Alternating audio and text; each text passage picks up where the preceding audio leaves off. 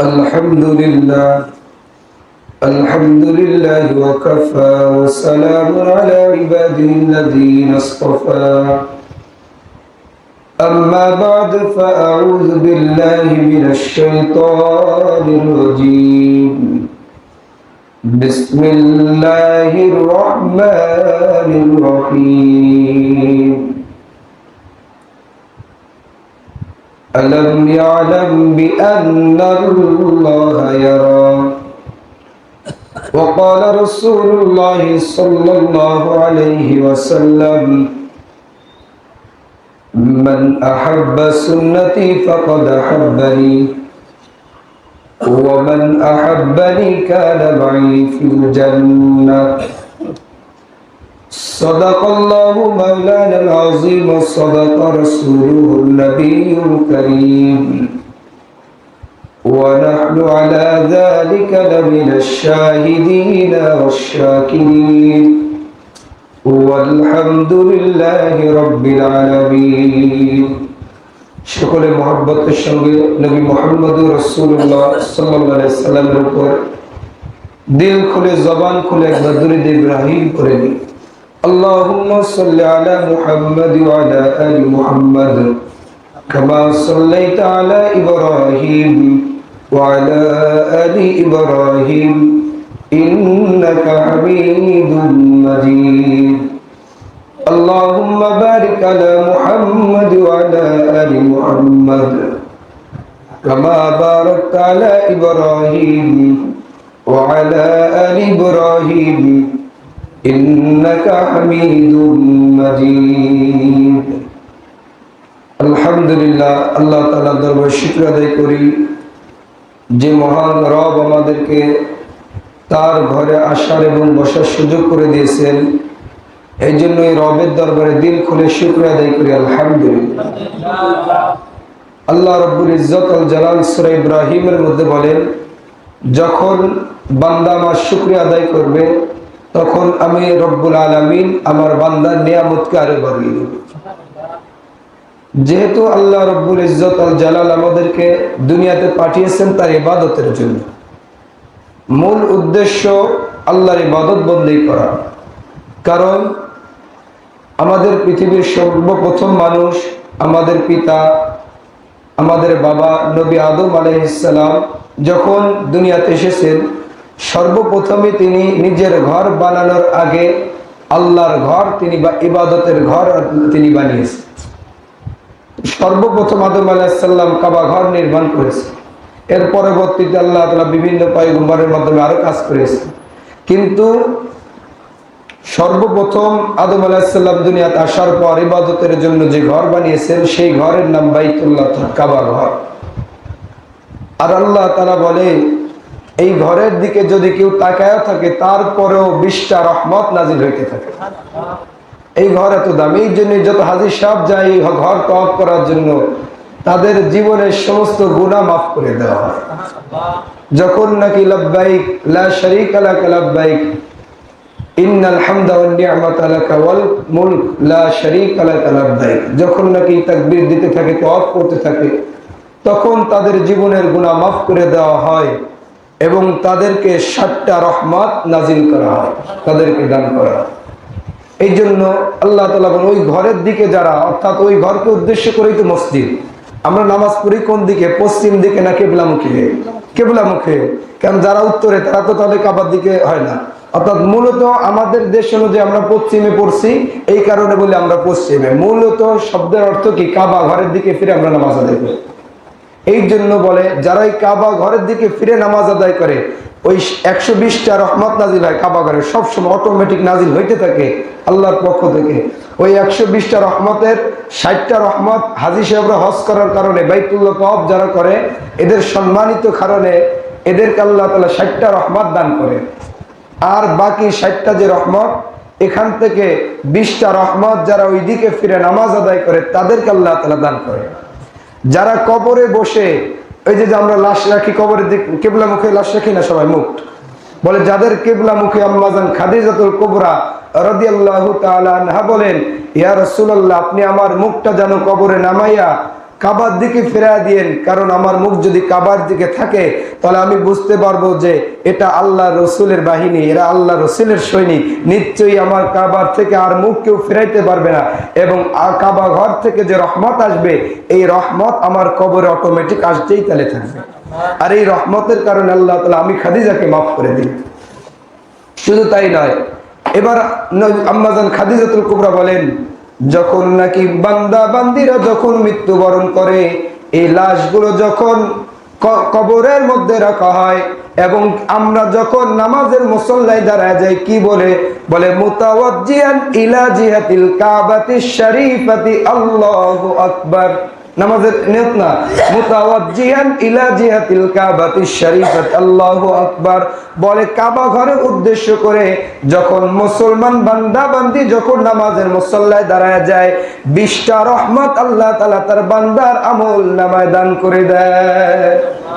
এবার যেই লাশগুলো কবরে থেকে যাদের মুখটা কিবলামুখী রাখা হয়, যদি তাদের মুখটা যদি আমলের কারণে কাবা ঘরকে যদি ভালোবেসে থাকে, তাদের নেকির দ্বারা যদি কাবা ঘরকে সারা জীবন মহব্বত করেছে, আল্লাহর ঘর বাইতুল্লাহকে মহব্বত করেছে, নবীজির মদিনাকে মহব্বত করেছে, এবং তার মুখটা যদি কাবা ঘরের দিকেই থাকে, লাশ রাখার পরে যদি তার মুখটা কাবা ঘরের দিকে তাকিয়ে থাকে, অটোমেটিক তার কবরে কিছু রহমত আল্লাহ তাআলা দান করতে থাকে।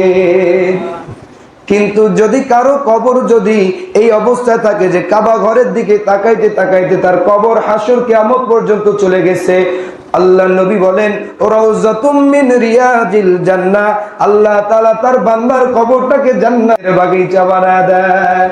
আর খোদা না কাছে কারো কবর যদি লাশ যদি কবরে রাখার পরে কারো মুখটা যদি কিবলামুখী না হইয়া বাবামুখী হইয়া যায়, তার কবরের সঙ্গে সঙ্গে জাহান্নামের আগুন জ্বলা উঠে যায়। যারা আছে না দুনিয়াতে কাবামুখী না হইয়া শুধু বাবামুখী হয়, পীর বাবামুখী হয়, আল্লাহ তাআলা বলে সারা জীবন বাবামুখী হইছো, যাও তোমাদের মুখটা এখন ঘোরাইয়া দিয়া তোমার বাবার দিকে দিলাম। আম্মাজান খাদিজাতুল কুবরা বলেন সঙ্গে সঙ্গে যাদের মুখটা কাবার দিক থেকে ঘুরে দেওয়া হয় তাদের কবরে দাউ দাউ করে আগুন জ্বলে ওঠে। আর যারা সারা জীবন বাইতুল্লাহকে মহব্বত করেছে, কাবা ঘরকে মহব্বত করেছে, আল্লাহ অবশ্যই যদি কেউ এমন করে মহব্বত করে যে কাবা ঘরে আমি যাবই যাব আল্লাহর ঘরে, এমনও ঘটনা আছে যে সামান্য 2 টাকা গোছাইতে গোছাইতে তারাও একদিন হজ করেছে, নবীর রওজা জিয়ারত করেছে। বরং এটা হলো নিয়ত। যেমন আব্দুল্লাহ ইবনে মুবারক, যিনি ইমাম বুখারীর উস্তাদ ছিলেন, এত বড় বিখ্যাত মুহাদ্দিস, এত বড় মুহাদ্দিস ওই জামানায় যার পরে আর কোনো মুহাদ্দিস ছিল না। ইমাম বুখারী, যিনি বুখারী শরীফ লিখছেন, এই সহিহ বুখারী লিখছেন ইমাম বুখারী, তিনি সারা জীবনে 90,000 ছাত্র পড়াইছে। আর আব্দুল্লাহ ইবনে মুবারকের এক ক্লাসে ছাত্র ছিল 90,000। কত বড় মুহাদ্দিস, যিনি ইমাম বুখারীর উস্তাদ, আর তার উস্তাদ ছিলেন ইমাম আবু হানিফা তাবেঈ। তা আব্দুল্লাহ ইবনে মুবারক যখন 6 লক্ষ মানুষ যে বছর হজ করতেছে ওনার জামানায়, তো উনি হজ করার পরে তওয়াফ করার পরে একটা জায়গায় ঘুমাইছে, ঘুম আসছে, শরীর দুর্বল, পাথরের উপর ঘুমায় আছে মাথা দিয়া। তখন আব্দুল্লাহ ইবনে মুবারক দেখতেছে 2জন ফেরেশতা পায়ের কাছে, 2জন মাথার কাছে বলতেছে, তারা বলা বলি করতেছে, সে স্বপ্নের মধ্যে দেখতেছে যেই বছর মাত্র একজন মানুষের হজ কবুল হয়েছে, আর কোনো মানুষের হজ কবুল হয় নাই 6 লক্ষ মানুষের মধ্যে। পরে আরেক ফেরেশতা পায়ের কাছে, ফেরেশতা বলে কি বলো, সেই লোকটাকে বলে অমুক জায়গায় অমুক এক রাখাল, তার কারণে হজ কবুল হয়েছিল একজনের, কিন্তু আল্লাহ তাআলা ওই রাখালের কারণে এই বছর যত 6 লক্ষ হাজী সাহেব হজ করার জন্য আসে, ওই এক রাখালের কারণে, নিয়তের কারণে 6 লক্ষ হাজির হজকে আল্লাহ তাআলা কবুল করে নিয়েছে। আব্দুল্লাহ ইবনে মুবারকের ঘুম ভেঙে গেছে, ফেরেশতারা চলে গেছে। তিনি চিন্তায় কারণ যে 6 লক্ষ হাজী, এত বিখ্যাত বিখ্যাত মুহাদ্দিস আলেম, এত মানুষ মক্কা ঘর কাবা ঘর তওয়াফ করতেছে আল্লাহর ভয়ে, লাব্বাইক লাব্বাইক বলে ধ্বনি দিতেছে, কিন্তু কারো হজ কবুল হইল না। এই রাখালের জন্য সকলের হজ কবুল হইল, এই লোকটাকে। তখন তিনি শুনতে পারলেন যে ওই রাখালের বাড়ি ইরাকের বাগদাদ শহরের কাছাকাছি। তিনি তাড়াতাড়ি বাইতুল্লাহ যখন সফর হয়ে গেল, মক্কা হজের সফর যখন শেষ হয়ে গেল, তিনি বাড়িতে না গিয়ে সমস্ত হাজী কাফেলা সকলে যার যার বাড়ি চলে গেছে। তিনি বলতেছে না, আমি বাড়ি যাব না, আমি আগে ইরাকের বাগদাদ শহরে যাব, যে কোন এমন ব্যক্তি রাখাল যার কারণে 6 লক্ষ হাজির হজ আল্লাহ কবুল করে দিলেন। তখন ওই আব্দুল্লাহ ইবনে মুবারক, বিখ্যাত মুহাদ্দিস, ইমাম বুখারীর উস্তাদ, তিনি বলতেছে আমি যখন বাগদাদ শহরে যে বলতেছি যে আলী নামে এক রাখালকে কি তোমরা চিনোনি, তখন সমস্ত শহরের মানুষ বলতেছে না, আমরা তো এমন কোন লোককে চিনি না। তখন আব্দুল্লাহ ইবনে মুবারক বলে যে যখন আমি এইটা বুঝলাম তখন বুঝলাম যে রাখাল মানুষ যেহেতু সে শহরের মানুষ হতে পারে না, গ্রামের মানুষ হতে পারে। তখন আমি গ্রামে খুঁজতেছি একবারই হঠাৎ করে অন্ধকারের সময় বললাম, আলী নামে কোনো ব্যক্তিকে কি তোমরা চিনোনি? রাখাল মানুষ, কৃষক মানুষ। তখন আমাকে ওই অন্ধকার ওই বৃদ্ধ বাবা বলল, হ্যাঁ তাকে তো চিনি, ওই পাশের ঘরেই সে থাকে, একা ওইখানে থাকে, সে তার বাচ্চা কাচ্চা নিয়ে সেই জায়গায় সে সবকিছু করে। তখন আব্দুল্লাহ ইবনে মুবারক যে তাকে সালাম দিল, আসসালামু আলাইকুম ইয়া আহলাল বাইত, ঘরের মধ্যে কেউ আসেনি।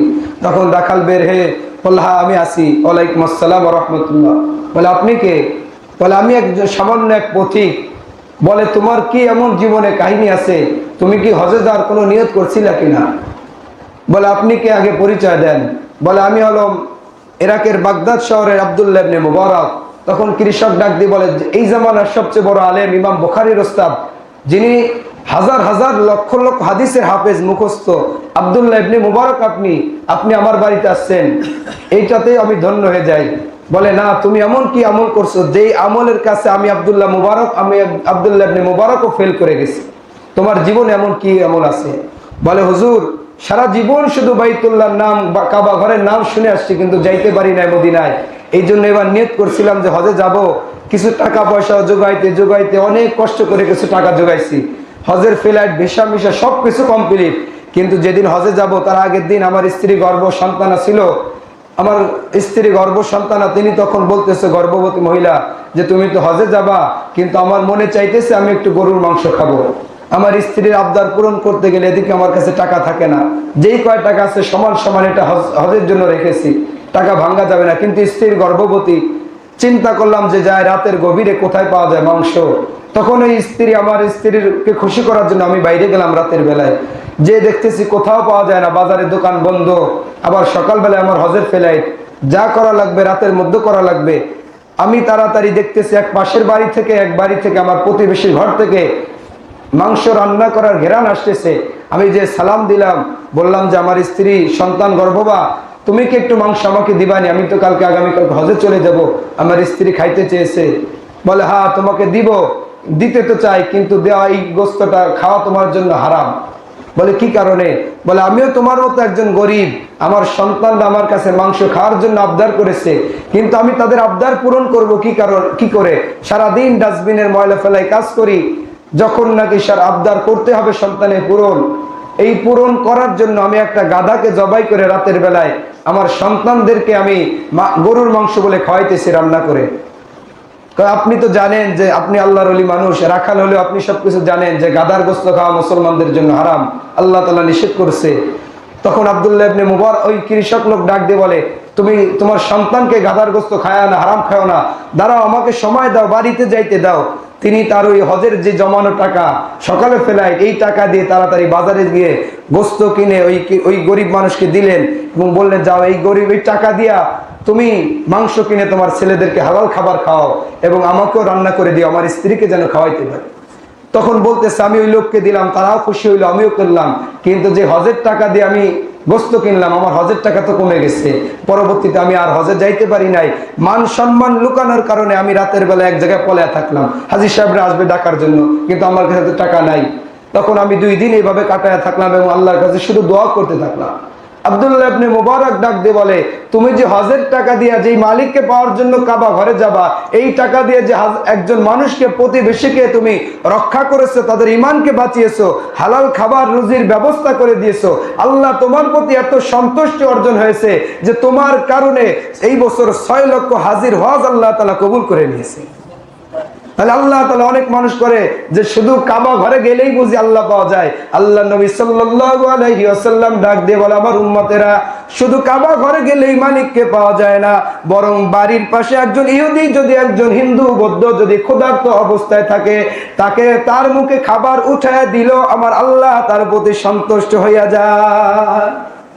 অর্থাৎ এই বাইতুল্লাহর যে জিয়ারত, যদি বাইতুল্লাহ যদি কেউ নিয়ত করে, এমনও ঘটনা আছে যে রিকশাওয়ালা সারা জীবন টাকা জোগাইছে, আল্লাহ তাআলা তাকে এই টাকা জমানোর কারণে এমন বরকত দান করছে যে আল্লাহ তাআলা অল্পর মধ্য দিয়ে তাকে কাবা ঘর জিয়ারত করে আছে।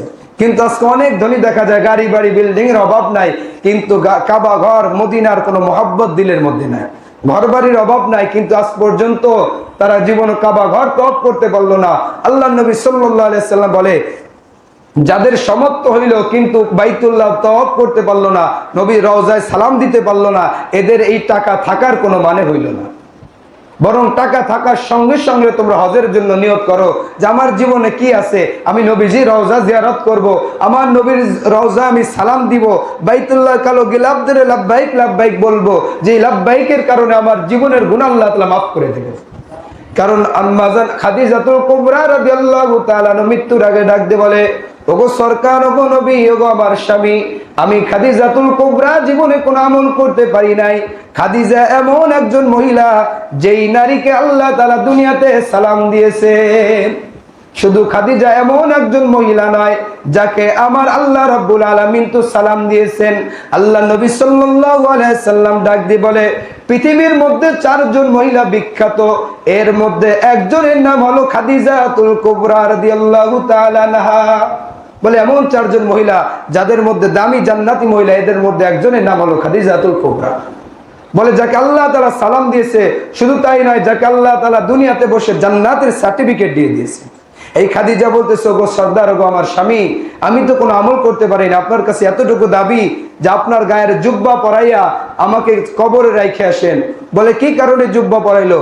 বলে গায়ের গেঞ্জি দেখলে চেনা যায় এটা ব্রাজিল, সিল দেখলে বোঝা যায় এটা আর্জেন্টিনা, পতাকা দেখলে বোঝা যায় এটা বাংলাদেশি, পতাকার চিহ্ন দেখলে বোঝা যায় এটা ইন্ডিয়ান, পতাকার চিহ্ন দেখলে বোঝা যায় এই পতাকা পাকিস্তানের।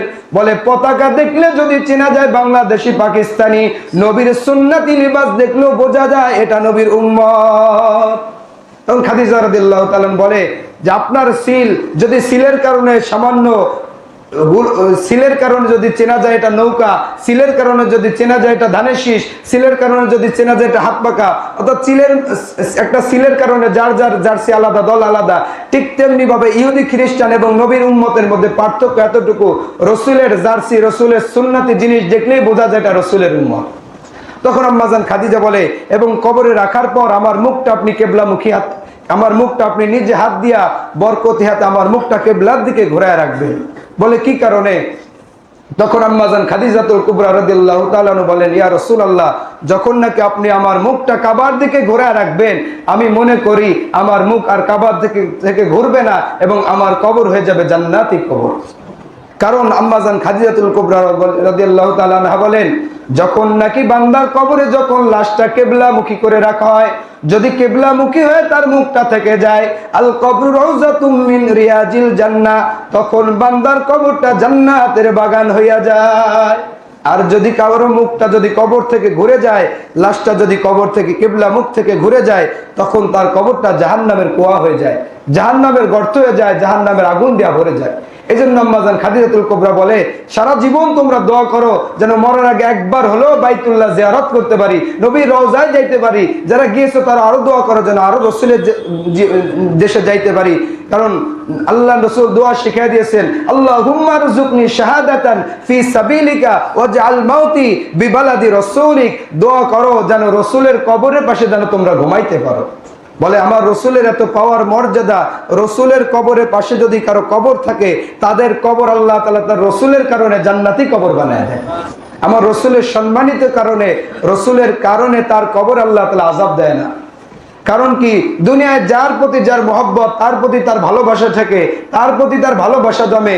সামান্য এক লাইলির প্রেমে যদি মজনু পাগল হয়ে যাইতে পারে, একটা কুকুর রাস্তা দিয়ে যায়, মজনু তখন কুকুরের পায়ে চুমা দেয়। বলে রাস্তার মানুষ বলে, মজনু তুমি কি পাগল হয়ে গেলানি যে একটা কুকুরের পায়ে কেউ চুমা দেয়? বলে তোমরা তো বুঝলা না, এই কুকুরটা সামান্য কুকুর নয়, এই কুকুরটা আমার লাইলি যে রাস্তা দিয়ে যায়, এই কুকুরটা সেই রাস্তা দিয়ে যায়। ভালোবাসার এত টান যে ভালোবাসার মহব্বতের কারণে লাইলিকে পাওয়ার জন্য ওই কুকুরের পায়েটাই চুমা দেয়, যে ওই রাস্তা দিয়ে লাইলি যায়, কুকুর ওই রাস্তা দিয়ে যায়।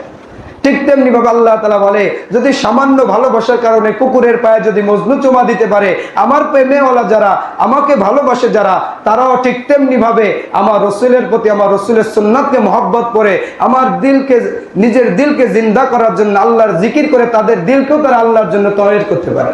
তারা আল্লাহর কাবা ঘরের জন্য দিলকে তৈরি করতে পারে।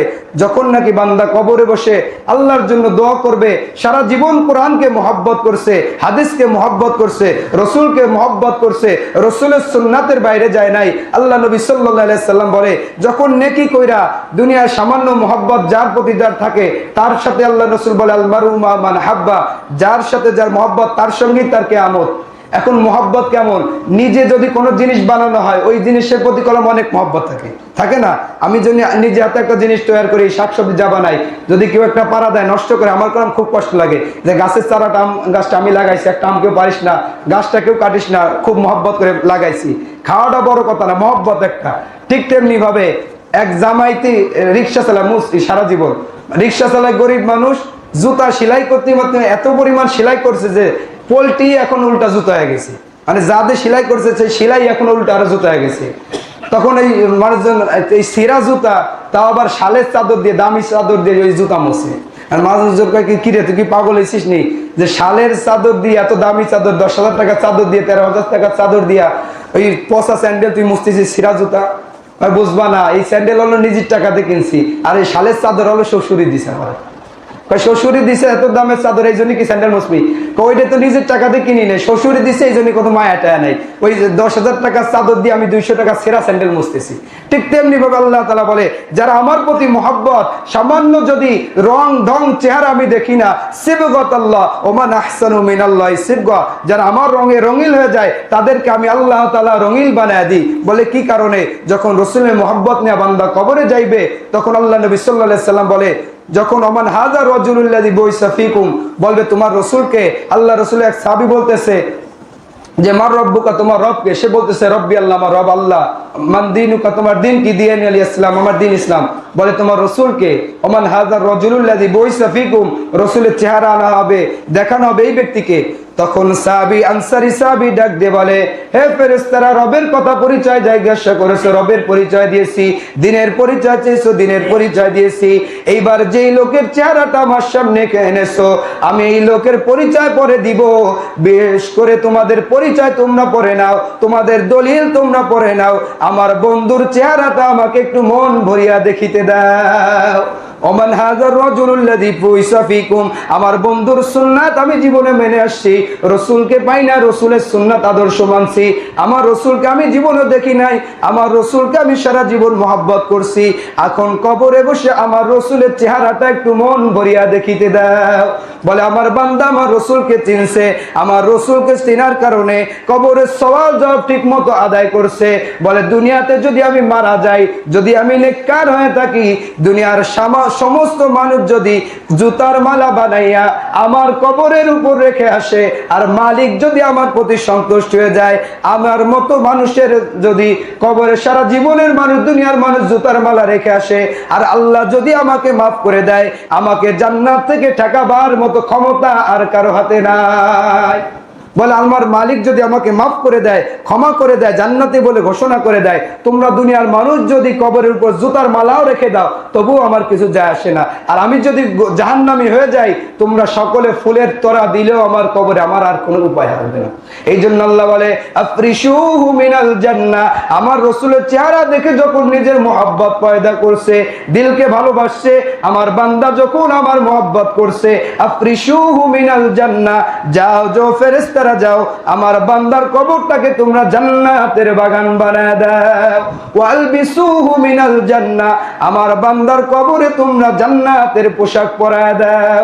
ওফতাহু লাহু বাবান ইলাল জান্নাহ, বান্দা যখন এই নাজ নিয়ামত দেখবে কবরে বসে, তখন আল্লাহর মহব্বতে যখন আল্লাহ বলবে ওফতাহু লাহু বাবান ইলাল জান্নাহ, আমার বান্দার জন্য তোমরা জান্নাতের দরজাসমূহ খুলে দাও।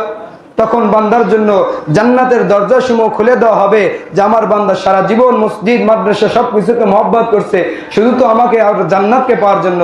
তখন জান্নাতের নাজ নিয়ামত হুর দেখার পরে বান্দার মনের আশা পূরণ হয়ে যাবে, তখন আফসোস করতে থাকবে জান্নাতের হুরদের দেখে। তখন আল্লাহ বলবে তাড়াতাড়ি আমার বান্দাকে তোমরা ঘুমায় দাও, কানাউমাতিল আরুস, আমার বান্দাকে তোমরা ঘুমায় দাও।